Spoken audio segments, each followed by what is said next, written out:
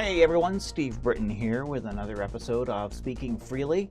I'm going to be reimagining things. I might be changing the name of the show. I don't know yet over the next little while, so stick with me for that.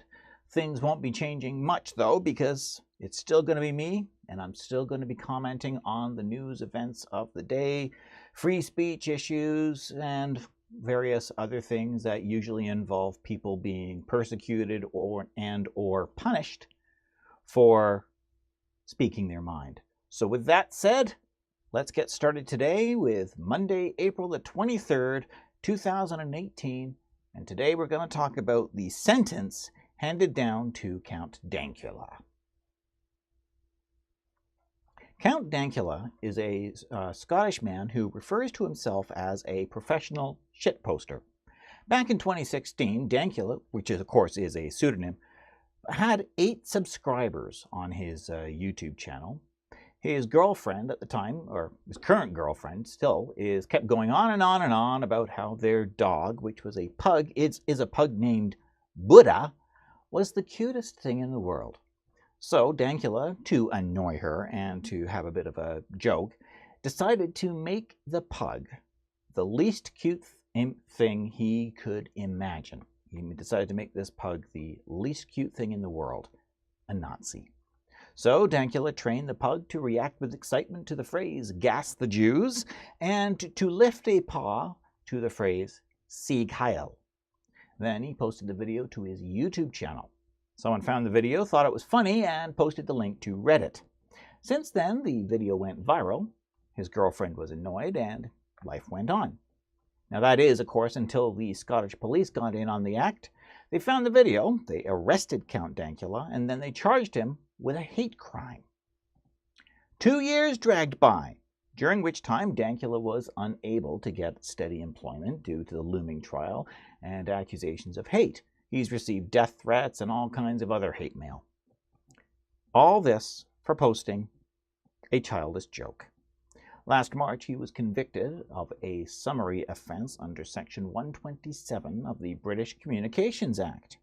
And this morning, the judge, a lunatic who, when a homeless man had a fluorescent pink toy gun, and then said to someone that he was going to use this pink toy gun on people who refused to give him money, convicted the homeless man under the British Firearms Act. This judge then sentenced Dankula to an £800 fine. That's about $1,600 Canadian. Now that's a bit of a break for Dankula, since he was facing up to a £5,000 fine and 6 months in prison. But this conviction and this sentence still set a very dangerous precedent.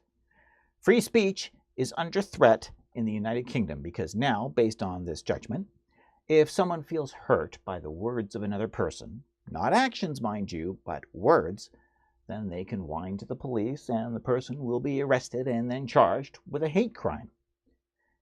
Don't believe me? Well, this has already happened. Thousands of people are arrested every year for so-called bad social media posts.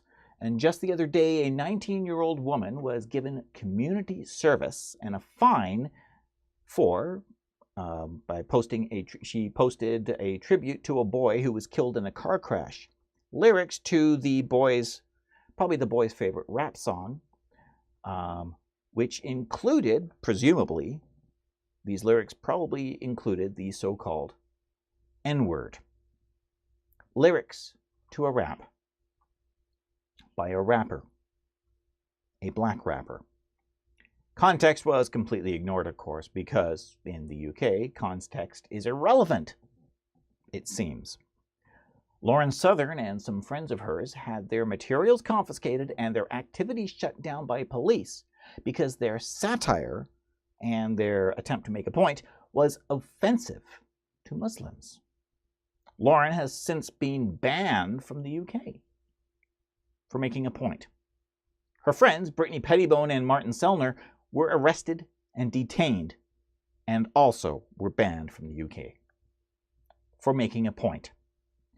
This is a state of freedom in the UK, and if you don't think it can happen on this side of the Atlantic, think again.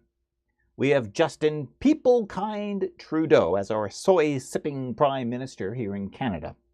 Antifa is attacking people with bats and Molotov cocktails in the US for disagreeing with them. This is the state of freedom in the West. And if you are like me and you want to secure a freedom-loving, critical thinking world with an open market of ideas for your children, you need to join the fight and stand against the evil these people represent. Count Dankula plans to appeal his conviction and sentence, and so he should. And if you can contribute to the legal crowdfunding campaign, please consider doing so. And just as I wrap up here, I am aware of the events in Toronto. That's on my radar for tomorrow. I want to wait for some more details to come out from this incident at Yonge and Finch before I say anything. I am looking into it and I'm keeping close eye on it. And I'm very glad to report that the guy responsible has been caught and arrested. And once more details emerge, then hopefully we'll be able to figure out what his motivation was.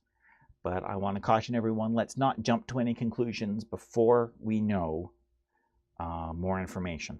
Although I will say, from what it looks like, it doesn't look good. I'm Steve Britton.